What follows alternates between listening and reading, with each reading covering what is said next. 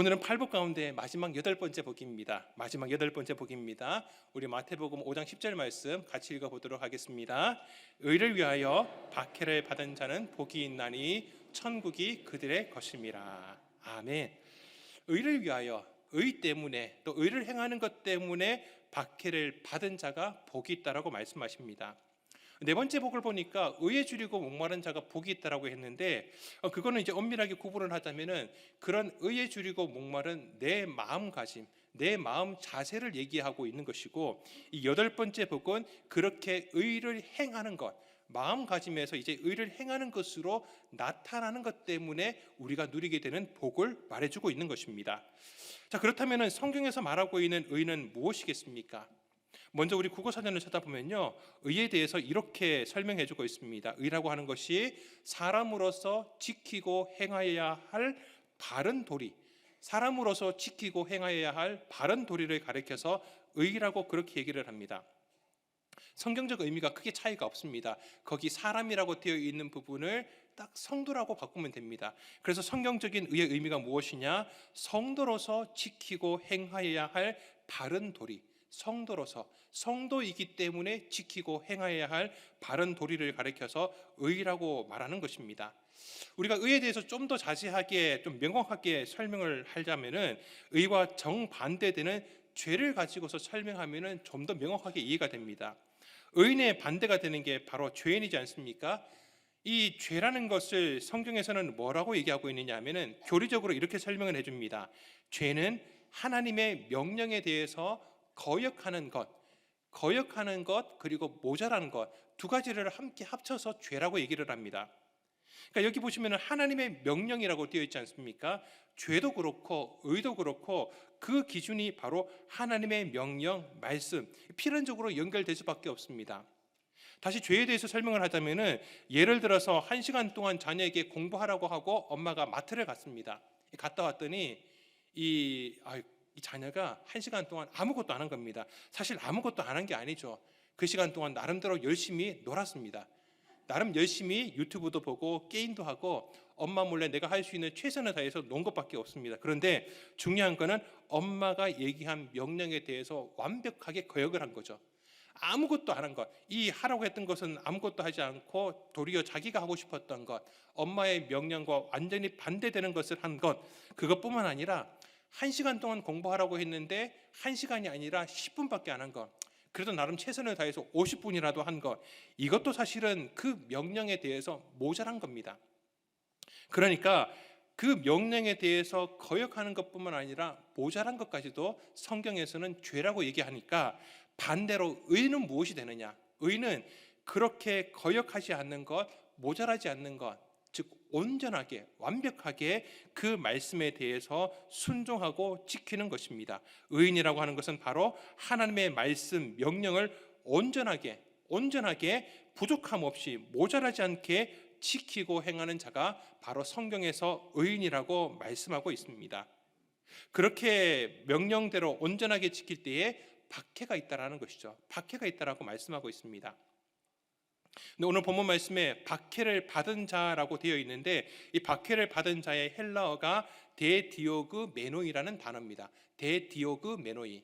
이 데디오그 메노이를 동사 분해를 하게 되면은 이 동사는 디오코 동사 원형의 완료, 수동태, 분사, 남성, 복수, 주격이 됩니다. 여러분 이게 다 아실 필요 없습니다. 근데 딱 하나, 완료형이라고 하는 것만 여러분들 아시면 될 것 같습니다. 굳이 완료형을 제가 얘기하는 이유가 그 의미가 있기 때문에 그렇습니다. 헬라어에서의 완료형은요, 과거에 일어났던 그 어떤 행동이 지금까지도 계속 반복되고 있는 것, 혹은 그 행동한 것 때문에 그 결과가 지금까지도 영향을 미치고 있을 때에 완료형을 사용합니다. 만약 파괴되다라고 하는 동사가 완료형으로 쓰였다, 그건 무슨 말을 의미하느냐? 예전에 파괴되었던 것이 지금까지도 영향을 미쳐서 그 파괴된 상태 그대로 폐허의 모습으로 있다라는 겁니다. 그냥 완료가 아니고 과거형을 쓰게 되면요, 파괴가 되긴 되었지만은 지금 다시 건설되었는지 아직 그대로인지는 명확하지 않습니다. 또한 다시 말씀드리지만, 그렇게 과거에서 어느 시점에서 시작됐던 것이 지금까지도 반복될 때, 계속해서 이어질 때도 완료형을 쓴다라는 겁니다. 그래서 오늘 이 말씀 가운데 데디오그메노이라고 하는 이 완료형은 어떤 의미를 갖느냐? 지금까지 박해를 받아오고 있는 자라는 의미입니다. 예전에 한번 박해를 받고 끝났다라는 게 아닙니다. 예전에 내가 예수를 믿는 때부터, 거듭날 때부터 시작되었던 그 박해가 지금까지도 계속해서 박해를 받고 있는 상황까지 오고 있다라는 겁니다. 그렇게 계속해서 박해를 받아왔고 또 앞으로도 그 박해가 이루어질 것이라는 얘기죠. 그렇게 박해를 받아오고 있는 자가 복이 있다라고 말씀하고 있습니다. 자, 그러면은 왜 박해를 받을까요? 우리는 쉽게 생각할 때에 내가 말씀대로 살고, 아니 예수를 잘 믿고 선을 행하는 것인데 왜 내가 박해를 당하지? 오히려 잘 돼야 되는 것 아니겠습니까? 더 행복해야 되고, 그 결과로서 사람들이 나를 박해하는 것보다 나를 인정해 줘야 되는 것이고, 사람들이 나를 존경해 줘야 되는 거 아니겠습니까? 그런데 왜 내가 의를 행하는데 박해를 받는 것일까요? 우리는 먼저 이 박해에 대해서 조금 더 생각해 볼 것이 있습니다. 과연 내가 정말 의를 행해서 박해를 받는 것일까? 세상에서 내가 겪고 있는 모든 어려움이 다 내가 이 의를 행하기 때문에 박해를 받고 있는 것일까? 내가 혹시 잘못해서 그런 건 아닐까요? 제가 예전에 직장 생활을 할 때에 다른 부서에 있었던 후배입니다.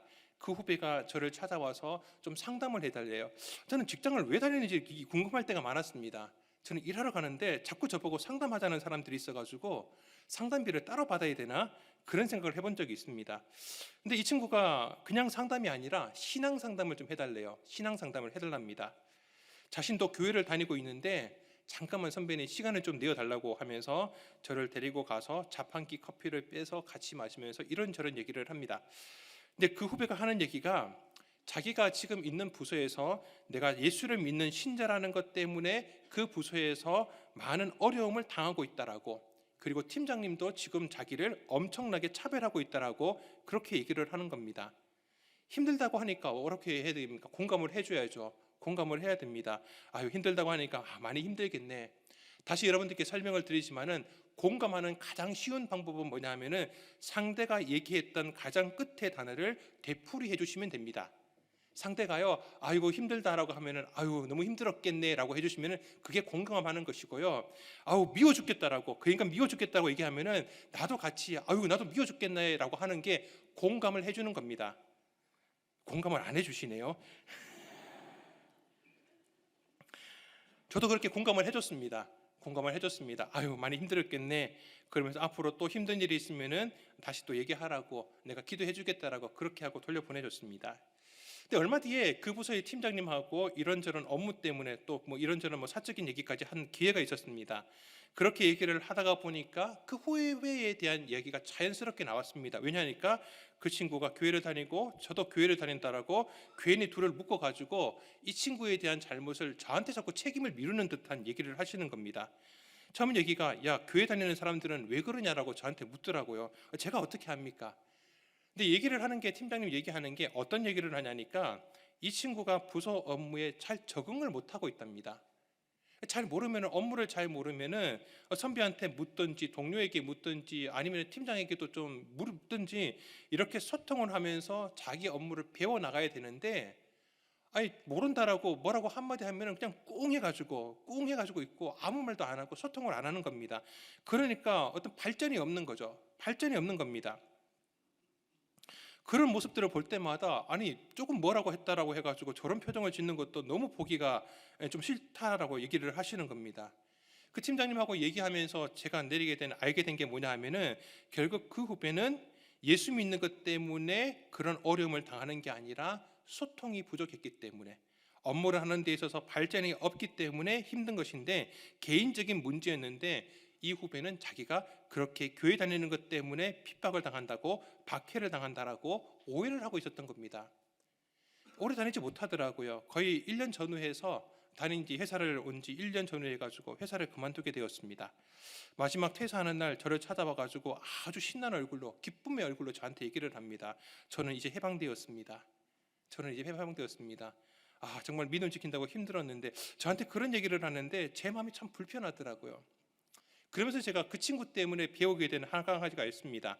제 나름대로 일을 하는 가운데 누군가로부터 어려운 일을 당하게 되면은 내가 핍박과 고난을 당하는 게 아니라 내가 잘못해서 그럴 수 있겠다라고 하는 것, 그리고 아예 그냥 모든 것들을 내 탓이요라고 생각을 하는 게 오히려 더 낫겠다라는 겁니다. 그러면서 내 잘못이라고 생각을 하고 내가 뭘 잘못했을까 고민하고 행동을 바꿔보고 남을 더 배려해주고 더 생각하고 하면은 훨씬 더 좋은 모습으로 바뀌지 않을까, 발전이 일어나지 않을까, 그런 생각을 해봤습니다. 그런데 저도 사람인지라 마음은 그런데 일단 다른 사람이 저를 어렵게 하면은 마음의 상처부터 먼저 생기더라고요. 이런 것도 참는 게 쉽지 않더라고요. 근데 사랑하는 성도 여러분, 그렇게 하시면은 둘 가운데 반드시 하나는 일어나게 됩니다. 하나는 나를 힘들게 하는 상대가 감동을 받든지, 아니면은 그 사람이 감동을 받지 않으면은 하나님께서 감동을 받으신다라는 겁니다. 사랑하는 성도님들, 우리는 어디로 가든지 하나님을 감동시킬 수 있는 성도님들 되시기를 바랍니다.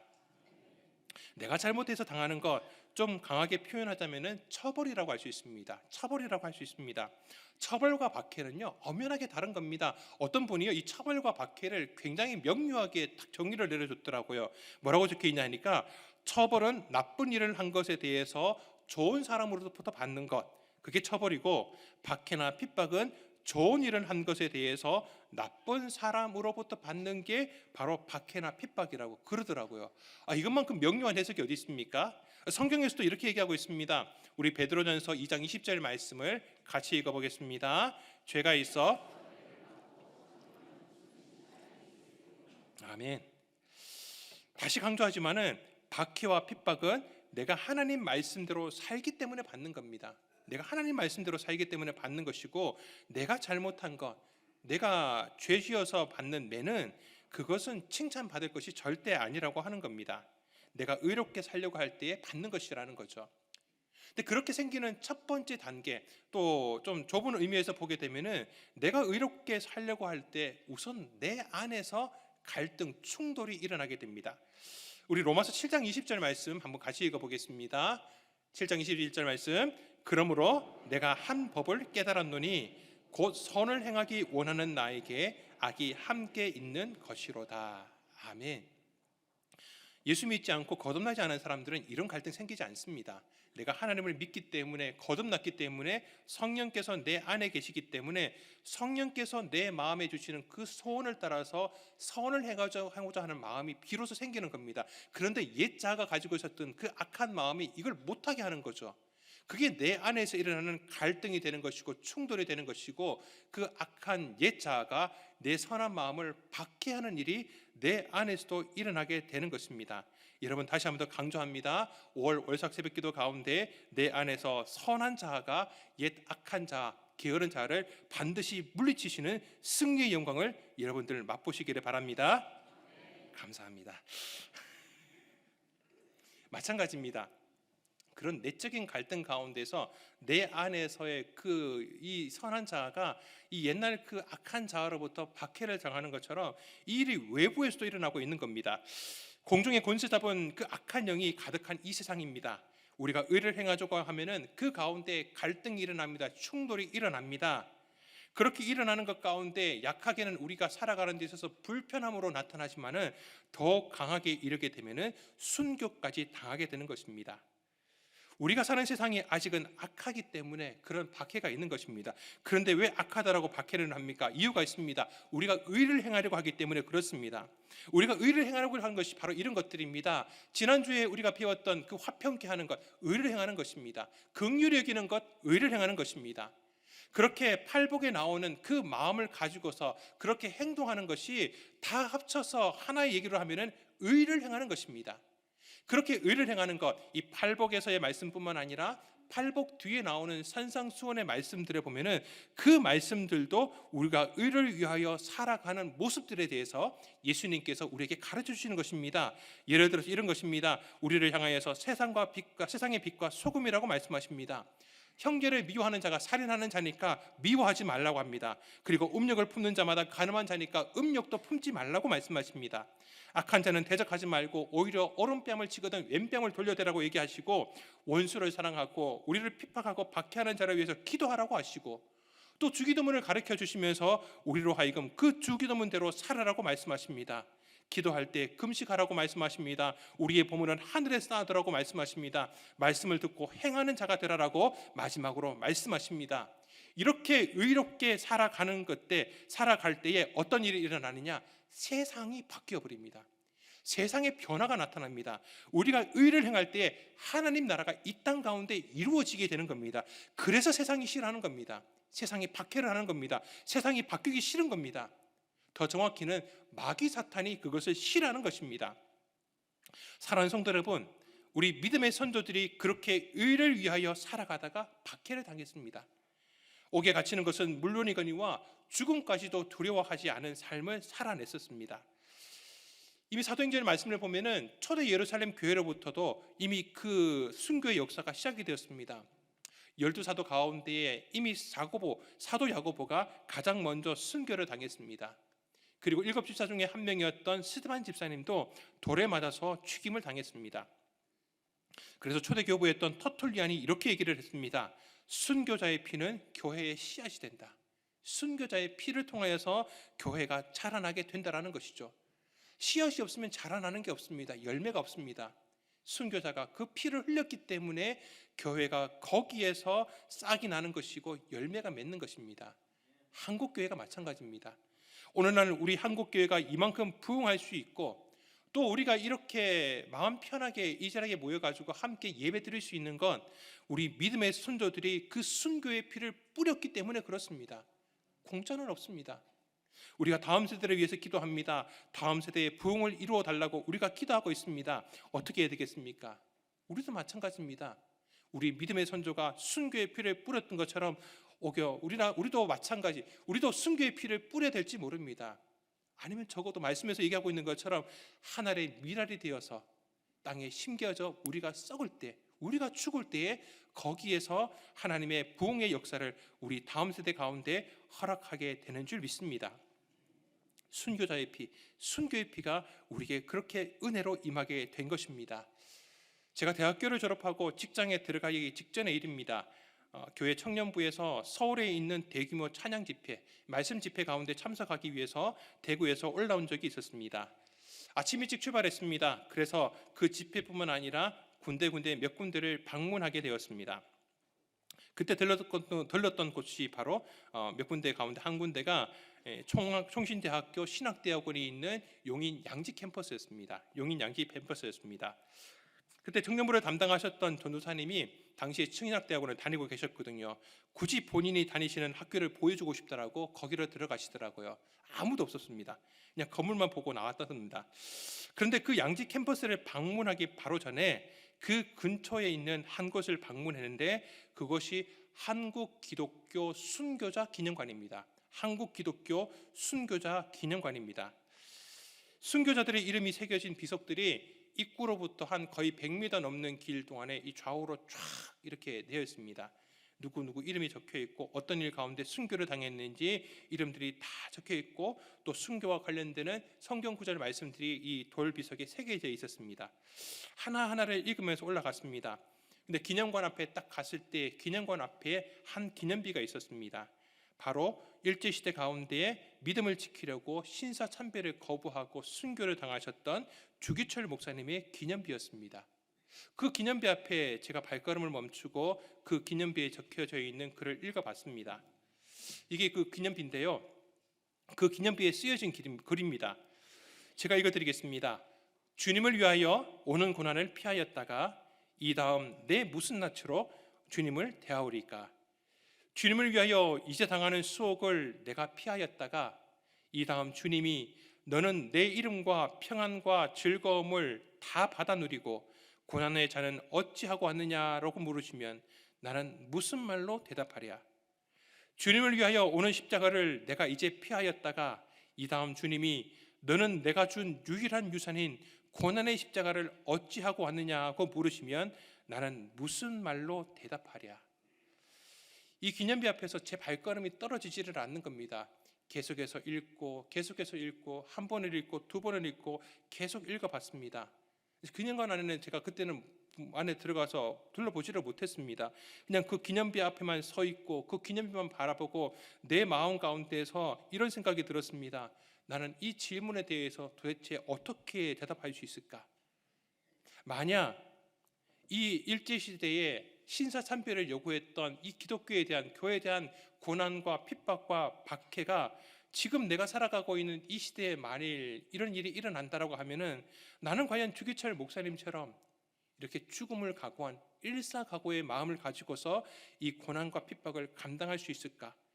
주기철 목사님이 이 던지는 질문 가운데 나는 도대체 뭐라고 대답할 수 있을까? 계속 그 기념비 앞에 서 있기만 했습니다. 그러다가 그냥 그곳에서 나왔습니다. 그리고 바로 방문한 곳이 조금 전에 말씀드렸던 총신대학교 신학대학원 양지 캠퍼스였습니다. 그곳에 들어가서 건물들 이것저것을 둘러보면서 마음 가운데 그런 생각이 들었습니다. 아, 언젠가 내가 여기 오겠구나. 내가 언젠가 여기 오겠구나. 저 그리고 난 다음에 1년 뒤에 바로 취직을 했습니다, 사실은. 그런데 마음 가운데서는 그런 생각이 들었습니다. 그리고 정확히 10년 뒤에, 그때로부터 10년 뒤에 저는 총신대학교 신학대학원에 입학을 하게 되었습니다. 제가 학교 입학하자마자 차를 몰고 바로 달려간 곳이 바로 그 기념관 앞에 있는 그 주기철 목사님의 기념비 앞이었습니다. 그러면서 그 기념비를 다시 한번 더 읽으면서 저는 이렇게 기도했습니다. 주님, 이 물음에, 이 주기철 목사님이 본인이 했던 이 물음과 질문 가운데 제가 제 인생 가운데, 제가 앞으로 사역하는 가운데 단 한순간만이라도, 단 하나의 어떤 사역에 대해서만이라도 예라고 대답할 수 있는 종 되게 하여 주시옵소서. 제가 모든 사역에 대해서 예라고 답할 자신이 없었습니다. 하나님, 그냥 부족한 점 단 한순간만이라도 이 질문에 제가 예라고 대답할 수 있으면은 하나님, 내가 주님 앞에서 정말 너무 아낌없이 쓰임 받았다라고 내 마음 가운데 그래도 그 쓰임 받는 것에 대한 감격이 있을 것 같습니다. 그렇게 기도를 했던 기억이 있습니다. 사는 성도님들, 선조들의 믿음을 본받아서 핍박과 박해 가운데서도 순결한 믿음을 지켜내시는 그런 성도님들 되시기를 바랍니다. 어디에서 그런 믿음을 지켜내시겠습니까? 내가 의를 행하는 곳입니다. 지난 주일날 말씀드렸던 그 화평케 하는 그곳에서 내가 박해를 당하는 것이고, 그 박해를 당하는 가운데 우리가 두려워하지 않고 오히려 그것을 기뻐하는 자가 되는 것입니다. 가정에서 핍박을 당할 수 있습니다. 내가 혼자 예수 믿는 것 때문에 거기에서 박해를 당할 수 있습니다. 또 내가 일하고 있는 일터에서 혹은 학생의 학교에서 그렇게 박해를 당할 수가 있습니다. 심지어 우리 교회 공동체 가운데서도 내가 괜한 오해로, 괜한 쓸데없는 마귀의 시험 때문에 내가 그런 박해 같은 어려움을 당할 수 있는 것입니다. 그렇지만 내가 그렇게 의를 행하는 것 때문에 박해를 당한다고 있다면 두려워하지 마십시오. 두려워하지 말고 오늘 말씀처럼 오히려 기뻐하는 성도님들 되기를 소망합니다. 그렇게 고난과 박해를 두려워하지 않는 자들에게 주님께서 먼저 약속을 주셨습니다. 내가 세상 끝날까지 너희와 함께 있겠다라고 주님께서 약속하셨습니다. 주님께서 내 안에 계시기 때문에 우리는 그 핍박과 박해를 감당할 수 있는 능력이 있는 것입니다. 그리고 그렇게 박해를 감당해 나갈 때에 오늘 말씀에서 얘기하고 있는 그 천국을 소유하는 백성이 되는 복을 주시는 것입니다.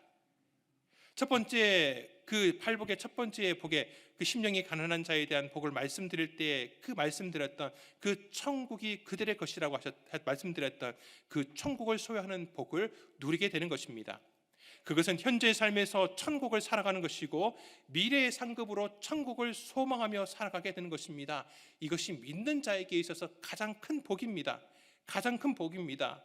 우리가 찬양하고 있는 것처럼 저 높은 곳을 향하여서 우리는 날마다 나아간다라는 소망을 품고 있는 것이고, 이 땅 가운데서 천국의 소망을 누리고 있기 때문에 이 세상에서 내 영혼이 하늘의 영광을 누리도다라고 이렇게 찬양하는 것입니다.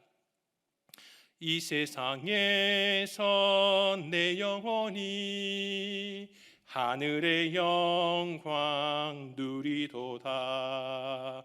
이것이 나의 간증이요, 이것이 나의 찬송일세. 나 사는 동안 끊임없이 구주를 찬송하리로다. 아멘. 그렇게 우리가 이 땅 가운데 살아가기 때문에 그 모든 박해와 핍박을 감당해 나갈 수 있는 줄 믿습니다. 사랑하는 성도 여러분, 그렇게 또 박해를 통해서 우리에게 주시는 유익이 있습니다. 유익이 또한 있습니다. 더욱 우리로 연단하게 하시는 하나님의 은혜입니다. 외국 속담 가운데 이런 속담이 있습니다. 시냇물에서 돌을 치우면 시냇물은 노래를 잃어버린다라고 합니다. 우리가 박해가 없고 핍박이 없으면은 성도로서의 노래를 잃어버리는 것 같습니다. 향기는 가만히 있을 때 향기가 나지 않습니다. 누군가 짓밟았기 때문에, 누군가 그 꽃을 흔들었기 때문에 거기에서 꽃향기가 이 땅 가운데 번져나는 것입니다. 의를 행하다가 박해를 받는 삶이기 때문에 우리의 신앙이 더욱 아름다워지는 것입니다. 사랑하는 성도 여러분, 우리 모두 그런 정결한 천국 백성 다 되시기를 주님의 이름으로 축원합니다. 이제 발복을 마무리하면서 제 나름대로 결론을 내리게 된 것이 있습니다. 그러면서 생각난 것이 미운 오리 새끼라는 동화입니다. 이 동화의 주인공은 다른 오리들과는 너무나 다른 자신의 모습 때문에 늘 힘들어합니다. 생긴 것도 다를 뿐만 아니라 걸음걸이, 행동 모든 게 다 다릅니다. 왜냐하면 주인공은 오리 새끼가 아니라 백조이기 때문에 그렇습니다. 오리들 사이에서 오리가 아닌 백조로 살아가려고 하다가 보니까 너무나 힘듭니다. 그들과 다른 모습 때문에 내가 마음 가운데 힘들어합니다. 오늘 말씀처럼 박해를 받으면서 살아가는 것 같습니다. 팔복은 우리가 살아가야 할 그 목표로 말씀하고 있지만은 더 정확하게는 우리의 정체성을 말해주는 것입니다. 백조라고 하는 그 정체성, 거듭난 백성, 주님께서 무리들 가운데 제자로 불러주신 죄인이었는데 믿음으로 의롭다 하심을 입은 천국 백성의 정체성을 말해주고 있는 것입니다. 우리는 백조로 봐야 하는 것입니다. 또 그렇게 살아갈 수 있는 능력이 우리에게 있습니다. 오리들 사이에 오리들처럼 살아가는 모습이 이제 믿음을 통해 의인으로 불러주셨음에도 불구하고 죄인처럼 살아가는 모습과 너무 비슷한 것입니다. 사탄은 계속해서 우리에게 너는 오리 새끼라고 얘기를 합니다. 백조인데도 불구하고 오리라고 오리처럼 자꾸 행동하라고 그렇게 얘기를 합니다. 남들과 다른 모습 때문에 나는 그들과 같은 모습으로 살려고 오히려 백조임에도 불구하고 자꾸 오리로 살려고 합니다. 여러분, 아닙니다. 우리는 백조입니다. 우리의 정체성이 무엇인지를 분명히 아셔야 됩니다. 우리의 존재가 바뀌었습니다. 우리의 정체성이 바뀌었습니다. 팔복의 말씀이 그렇게 하라는 목표가 되지만 또한 그렇게 살 수 있는 능력 또한 우리에게 주셨습니다. 사탄은 그렇게 할 수 없다라고, 이 정도 하면 됐다라고, 그 정도만 하는 것도 충분하다라고 우리를 자꾸 속이고 있습니다. 왜 그렇습니까? 그렇게 살아갈 때 세상이 변하기 때문에 그렇습니다. 사랑하는 성도 여러분, 우리는 온전한 가운데 남을 긍휼히 여길 수도 있고 마음을 청결하게 할 수도 있고 화평하게 할 수 있는 믿음의 의로운 백성인 줄 믿습니다. 내가 하는 게 아닙니다. 주님께서 우리 가운데 성령을 부으셨기 때문에 성령의 능력으로 이 모든 일들을 감당해낼 수 있는 백조인 줄 믿습니다. 사랑하는 성도 여러분, 우리 아이들 그 노란 옷 입고 찬양하는 모습, 정말 그 무대에서 하나님을 찬양하는 모습이 얼마나 예쁘고 아름답고 귀합니까? 우리도 마찬가지입니다. 우리의 삶이라는 무대에서 그렇게 천국 백성으로서의 삶을 거룩하고 위대하게 살아갈 때에 동일하게 하나님께서 우리를 기뻐하시고 우리를 향하여서 하나님의 은혜의 복을 마음껏 내려주시는 줄 믿습니다. 팔복의 은혜가 우리 가운데 넘쳐나게 되는 줄 믿습니다. 사랑하는 모든 성도님들은 그 팔복의 은혜를 단 하나도 놓치지 마시고 우리가 믿는 믿음 가운데 천국 백성으로 늘 누리면서 또한 그 천국 백성으로서의 삶을 살아낼 수 있는 모든 성도님들 되시기를, 축복된 성도님들 되시기를 주님의 이름으로 축원합니다.